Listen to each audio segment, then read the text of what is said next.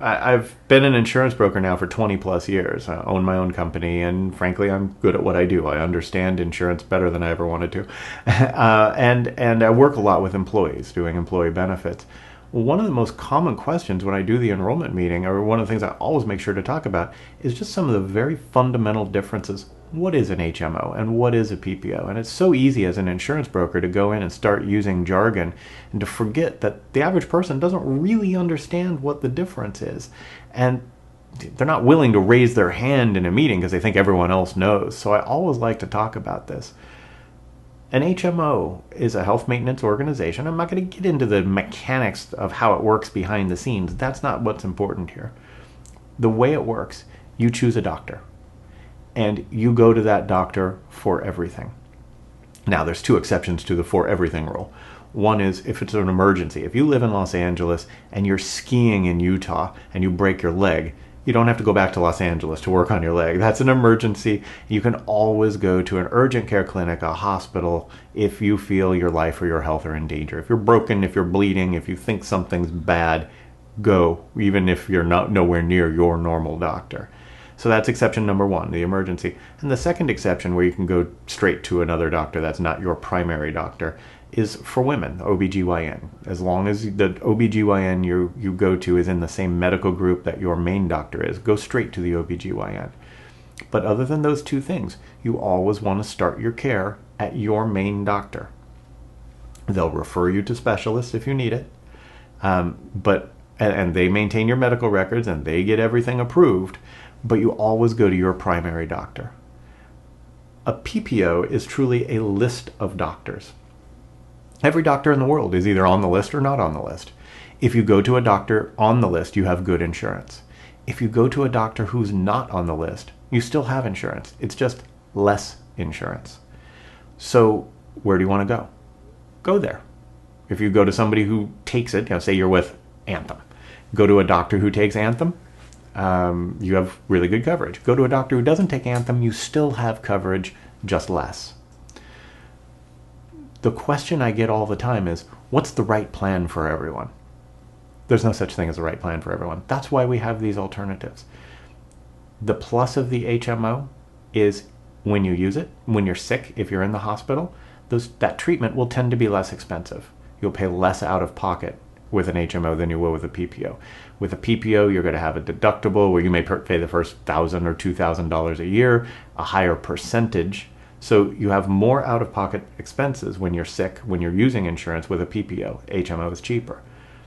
Downside with the HMO, you tend to get more bureaucracy. You have less flexibility. You have to start with your doctor.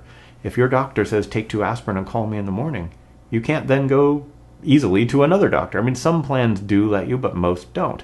You got to go take 2 aspirin and call them in the morning. I will say, if you're the type of person who wants to go to specialists all the time, you want to be on a PPO. Because the PPO, where do you want to go? Make an appointment and go. There's no such thing as a right plan for everybody. If what you want is less expensive and you're always going to go to Dr. Smith anyway, HMO makes really good sense for you. If you want the flexibility to go to specialists, go to different facilities, you don't mind paying a little bit more, PPO makes sense for you. But again, there's no such thing as a right answer. It's what fits your specific needs. Now, as time goes on, of course, carriers are coming up with different iterations of these. They're giving HMOs with more flexibility and that kind of thing. These will, what I'm talking about right now, this is true as of 2014. If you're watching this in 2020, maybe a completely different world by then, I don't know. But right now, those are the main types that you hear, HMO and PPO. And there's some other hybrids. I'm not going to get into those at this point. Hopefully that'll give you the foundation that you need to understand what we're talking about, though, when you hear these terms. One of the most common questions I've received in the last couple of years is, what the heck is healthcare reform all about? And is it a good thing or is it a bad thing? I always have to preface this answer with, it's neither. It's not as bad as the Republican side is making it. I mean, I talk to people who are Republicans and they act like Western civilization as we know it is going to end because of healthcare reform, and that's just not the case. And it's not as great as the Democratic side of things is acting like it is. It's not perfect. There are huge bureaucratic boondoggles. And so it's neither great nor horrible. It just is what it is. it has helped a lot of people. There are a lot of people who couldn't get insurance before or couldn't afford insurance before, either because they'd had a pre-existing condition or they just couldn't afford the insurance, who are being helped by the plan a ton. Millions of people, literally. At the other end of the spectrum, there are bureaucratic boondoggles. There are. I could talk for an hour about some of the crazy things that are written into the code that just don't make that much sense. The implementation has been horrible. We all know the stories of the websites with, click a button and half an hour later it would change from one page to another or just freeze. The implementation has been a nightmare. But overall, it's neither good nor bad. It just is. As of 2014, what you're seeing is plans have gone, you'll hear of the metal tiers. Metal is the 4 levels: bronze, silver, gold, and platinum. And think of it this way: bronze is going to pay 60% of your bill. Silver is going to pay 70% of your bill. Gold is going to pay 80% of your bill. Platinum is going to pay 90% of your bill. Now, does it really work that way? No.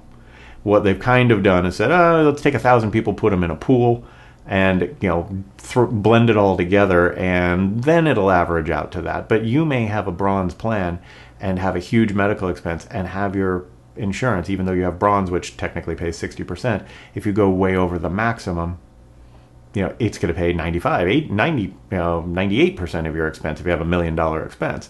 So it can pay better, but for the average person, a bronze will pay 60% of your bill. For some people, it'll pay 0 of their bill because they never go through their deductible. So don't count on that like clockwork. But as a general rule, the plans have become very similar from carrier to carrier. Now, I'm in California, so other states may be different. But with the parameters that are put on the plans, what we're seeing is many carriers have come up with plans that are almost identical to each other. And the big difference between them is what network they use, what doctors you can go to. And that's very different from last year. So here in San Diego, the major provider networks last year in 2013 took all the carriers. Now they maybe only take one carrier. And that's been the way that the carriers have been able to trim down their price and differentiate themselves. If you want to go to XYZ doctor, you need to go with this carrier. If you want to go to ABC doctor, you go with that carrier. And that's very different from in the past. So in 2014, the first question I ask people when they're signing up for insurance, when they're looking for individual insurance, is what doctor do you want to go to? That's never been the case before. So from this point forward, step 1 in looking for insurance, what doctor do you want to go to? Let's see what insurance that doctor takes. That points you toward what carriers to stick with. That used to be the last question I asked. Now it's the first question I ask.